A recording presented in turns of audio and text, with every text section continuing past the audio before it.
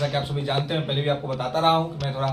आध्यात्मिक प्रवृत्ति का व्यक्ति हूँ। तो थोड़ा अभी धनतेरस था, फिर दीपावली था और इसी बीच कुछ इंसिडेंट्स हो रहे थे और उन सभी इंसिडेंट्स को जब हमने ऑब्जर्वेशन किया, बहुत सारा चीज़ों में मैं पार्टिसिपेट नहीं कर पाया अलग अलग कारणों के वजह से। लेकिन जब सभी चीज़ों को मैं अभी जब एनालिसिस किया और चीज़ों को देखा, जब निवृत्त हुआ पूजा पाठ के कार्यक्रम से, तो पहली बात तो जो बीपीएससी आयोग के द्वारा एक जो बातचीत का एक जो प्लेटफॉर्म तैयार किया गया वो काफ़ी सराहनीय है। इसके लिए मैं बीपीएससी आयोग को और बीपीएससी के अध्यक्ष परमार सर को काफ़ी हृदय से बधाई देना चाहूँगा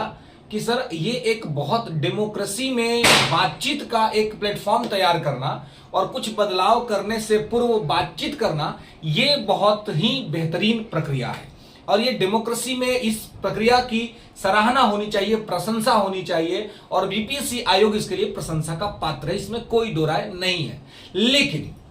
एक चीज के लिए मैं बहुत ही विनम्रता के साथ आयोग से कहना चाहूंगा कि सर,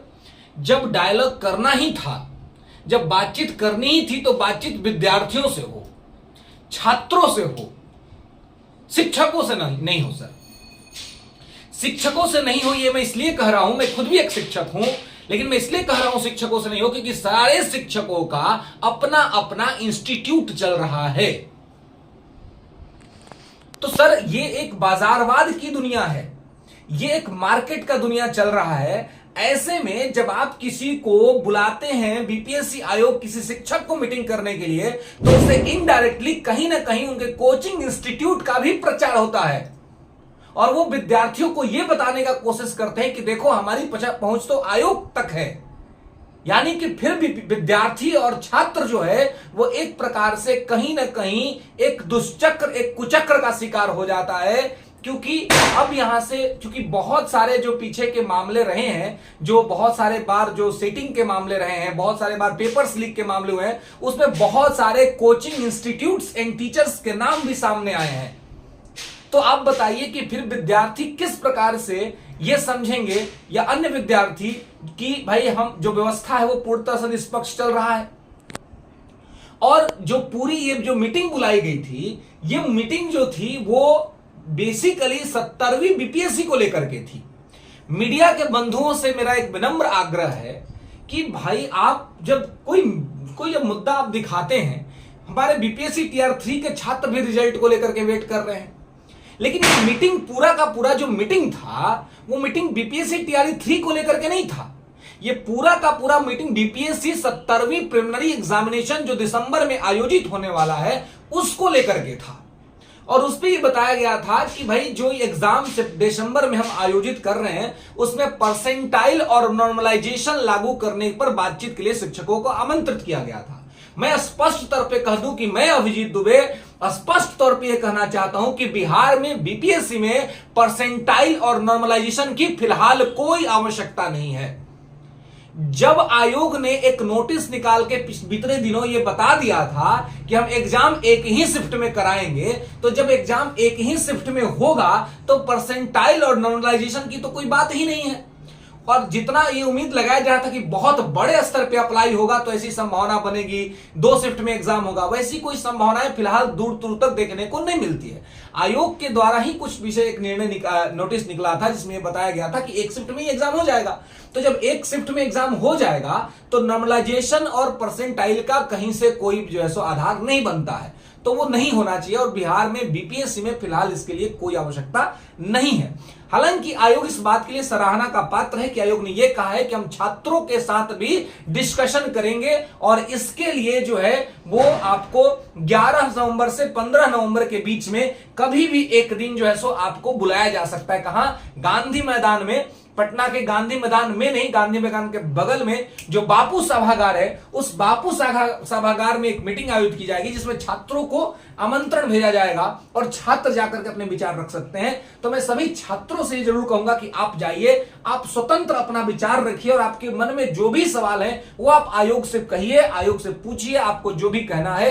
क्योंकि आप अपने हितों को सबसे बेहतर तरीके से जानते हैं। मैं इसलिए इस बात का विरोध करता हूं कि शिक्षकों को इसलिए बुलाना ठीक नहीं है क्योंकि सभी शिक्षकों की अपने बड़े बड़े इंस्टीट्यूट्स चल रहे हैं जहां मोटा फी वसूला जा रहा है। कुछ लोग का यह तर्क है कि हम बहुत कम फी लेते हैं, तो हमारे पढ़े लिखे विद्यार्थी इस बात को समझते हैं कि कम फी लेना भी एक प्रकार का मार्केटिंग ही है। कोई 50,000 लेकर के अगर 500 विद्यार्थी को पढ़ा रहा है तो कोई 5,000 लेकर के 5 लाख विद्यार्थी को पढ़ा रहा है, यानी कि उसका मार्केटिंग अप्रोच तो फिट बैठ ही रहा है।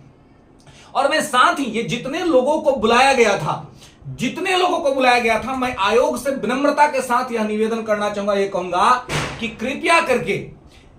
करके ये सारे लोग ये बताएं कि इनके क्लासरूम से बीपीएससी में कितने रिजल्ट होते हैं, क्लासरूम से बीपीएससी में एसडीएम डीएसपी कितने लोग बनते हैं। मैं इस पूरे सिस्टम को समझता हूं और इसको देख रहा हूं। होता क्या है, विद्यार्थी सिर्फ स्टडी करता है या दिल्ली से पढ़ के आता है, आईएएस की तैयारी करता है, आईएएस में रिजेक्ट हो जाता है, नहीं हो पाता है, तो पीसीएस का फॉर्म डालता है। पीसीएस जब वो पास हो जाता है तो मॉक इंटरव्यू देने के लिए छात्र अलग अलग संस्थानों में जाते हैं और मॉक इंटरव्यू के माध्यम से कोचिंग संस्थान उनके फोटोज कलेक्ट करते हैं और रिजल्ट आने के बाद कहते हैं कि ये हमारा सक्सेस स्टूडेंट है जिसको हमने पढ़ाया और हो गया। मैं कृपया करके बस इतना चाहता हूं कि ये सारे लोग जो ये बड़े बड़े बिल्डिंग्स खड़ा करके पटना में ये सब चीज कर रहे हैं, वो ये बताने का प्रयास करें कि उनके क्लासरूम से पीटी और मेंस के तैयारी करने वाले कितने छात्र जो है वो फाइनल डीएसपी और एसडीएम बने हैं। ये मैं जानना चाहता हूं, ये बस बता दीजिए, ये बता दीजिए कि आपके क्लासरूम से, ये नहीं कि पैराशूट से कोई लैंड किया, यूपीएससी का तैयारी किया, यूपीएससी का एग्जाम दिया, यूपीएससी में वो इंटरव्यू तक गया, वहां पे पास नहीं हो पाया, तो वो छात्र बीपीएससी का एग्जाम देता है और बीपीएससी में पास हो जाता है। जो क्लासरूम विद्यार्थी, एक सर्वे करा दिया जाए, ये जितने लोग जो अपने आप पढ़ा रहे हैं विद्यार्थियों को, एक सर्वे करा दिया जाए कि क्या छात्रों के हित में सही में वहां पे क्लासेस होते हैं। छात्र जो है वो फैकल्टी के खिलाफ लगातार क्लास में कंप्लेन करते हैं, मैनेजमेंट को कंप्लेन करते हैं। हर मैक्सिमम जगह का मैं आपको बता रहा हूं कि सब में ये फैकल्टीज मुझे उस लेवल का नहीं दे पा रहे हैं, मैनेजमेंट उनकी बात नहीं सुनता है जी, और योग्य शिक्षकों को नहीं रखा जाता है। इस तरह की चीजें होती हैं। एक फिगर बनाया जाता है कि ये फिगर है और ये फिगर जो है वो आगे बढ़ेगा, बाकी अगर कोई अच्छा काम करता है, छात्रों के हित में बेहतर करता है, उसको नहीं आगे बढ़ने दिया जाता है क्योंकि हमारा नाम फिर आगे कैसे बढ़ेगा। और ऐसी स्थिति में ये सभी लोग छात्रों के हित में कैसे अच्छा निर्णय ले सकते हैं।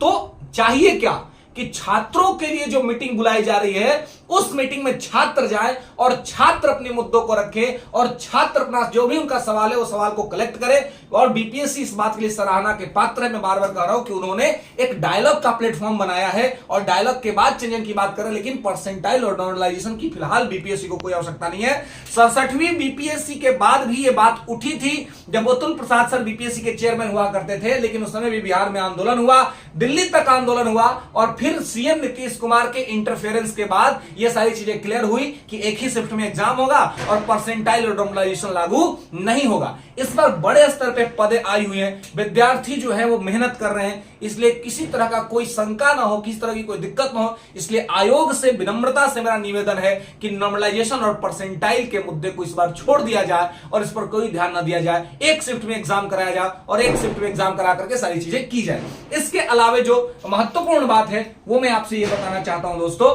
कि जो बीपीएससी टीआरई 3 के रिजल्ट्स को लेकर के एक बात तो जो स्पष्ट जो आपने सुना होगा कि डॉक्यूमेंट वेरिफिकेशन पहले होगा। इस बार रिजल्ट से पहले डॉक्यूमेंट वेरिफिकेशन करा लिया जाएगा और लेकिन वन कैंडिडेट वन रिजल्ट लागू नहीं होने जा रहा है और मल्टीपल रिजल्ट जो है वो भी आयोग कह रही है कि भाई ये तो हम लागू करें, हम नहीं ये कर सकते हैं कि हम मल्टीपल रिजल्ट को रोक दे, क्योंकि मल्टीपल रिजल्ट को अगर हम रोकते हैं तो ये कहीं ना कहीं फंडामेंटल राइट्स को भी जो है सो वायलेट करता है, तो हम मल्टीपल रिजल्ट्स को नहीं रोक सकते हैं, ये उनका कहना है। हालांकि ऐसा नहीं है, बहुत जगहों पे ऐसा होता है कि मल्टीपल रिजल्ट को नहीं लाया जाता है, तो यहां पर भी आयोग थोड़ा ये करे तो इस चीज को भी ठीक किया जा सकता है, इसमें कहीं कोई दरार और कहीं कोई दिक्कत नहीं है। तो मैं ये यह कहना चाहूंगा कि बीपीएससी टीआर 3 के विद्यार्थियों के लिए जो ये दिखाया गया कि उनके लिए कोई बहुत बड़ा निर्णय आया है, उनके लिए कोई बहुत बड़ा निर्णय उस मीटिंग से निकल के नहीं आया। ये पूरा का पूरा मीटिंग जो था वो 70वीं बीपीएससी में परसेंटाइल और नॉर्मलाइजेशन को लेकर के था। लेकिन ये दिखाने और बताने की कोशिश की हमारे कुछ मीडिया के बंधु भाइयों के द्वारा भी कि ये जो है वो 70वीं बीपीएससी पर ये शिक्षक भर्ती पर बहुत बड़ा न्यूज है, लेकिन शिक्षक भर्ती के लिए इसमें कहीं कुछ भी जो है सो खास नहीं था। हालांकि ये जो लेट हो रहा है, जो विलंब हो रहा है, जो देरी हो रही है रिजल्ट्स पाने में, आयोग को इस पे स्पष्टीकरण देना चाहिए। और इस तरह के जो भी सवाल विद्यार्थी छात्रों के मन में है, जब बापू सभागार में जिस दिन मीटिंग होगी उस दिन आप पहुंचिए और आप अपने सारा मुद्दा पूछिए कि वर्टिकल रिजर्वेशन है ना, ये रिजर्वेशन को लेकर के विवाद क्यों होता है, हॉरिजॉन्टल रिजर्वेशन को लेकर के विवाद क्यों होता है, रिजल्ट्स पे इतना देरी क्यों, आंसर की में इतना देरी क्यों, आंसर की में आता है जब उसमें कमियां होती तो जल्दी सुधारा क्यों नहीं जा रहा है। ये सारे चीज आपके अपने हित के सवाल है, आप जरूर रखिए, क्योंकि आप सभी जानते हैं और हमने ये देखा, ये फील किया कि विद्यार्थी अपना मोटा फी अपने माता पिता का गढ़ाई हुई कमाई जो है वो लेकर के पटना में आते हैं और इंस्टीट्यूट संस्थाओं को देते हैं, और फिर अगर उनका सपना पूरा नहीं होता है तो उन्हें बड़ा दुख होता है। तो इसलिए विद्यार्थी अपने हितों के लिए स्वयं जब ये मीटिंग बुलाई जा रही है तो वहां पर अपने हितों की बात करें। और आयोग से फिर से मेरा ये कहना होगा कि आप छात्रों के साथ ही संवाद करें। छात्र से, आजकल सोशल मीडिया का जमाना है, छात्रों से फीडबैक ले और छात्रों के हित में निर्णय लिया जाए, ना कि टीचर के माध्यम से, कोचिंग संस्थाओं के माध्यम से। सभी कोचिंग संस्थान अपने यहां फी ले रहे हैं स्टूडेंट्स को लेकर के, तो उनसे पूरी तरह से निष्पक्ष होने का सवाल ही पैदा नहीं होता है। जब स्टूडेंट के लिए मूवमेंट होता है तो कोई भी बड़े कोचिंग के संचालक शिक्षक उस मूवमेंट में पार्टिसिपेट नहीं करते हैं, लेकिन बीपीएससी आयोग में जब शांतिपूर्ण मीटिंग बुलाई जाती है तो वहां पार्टिसिपेट करते हैं। क्यों? क्योंकि वहां यह दिखलाना है कि हम तो आयोग जा रहे हैं, हमारी तो बहुत बड़ी पहुंच है। तो जब बहुत बड़ी पहुंच है तो विद्यार्थियों के मन में शंका तो उत्पन्न होगी ना कि इतनी बड़ी पद आए हैं, इतना एसडीएम डीएसपी का पद आया है, कहीं ऐसा ना कि इस बार खेला हो जाए और हमारे सपनों के साथ कोई खेल जाए। इसलिए आयोग से विनम्रता से निवेदन है कि शिक्षक से मीटिंग करने से अच्छा है कि छात्रों के साथ मीटिंग कर लीजिए और छात्रों से बात कीजिए, और छात्र जो कहे, छात्र जिस तरह से जो कहे वो किया जाए।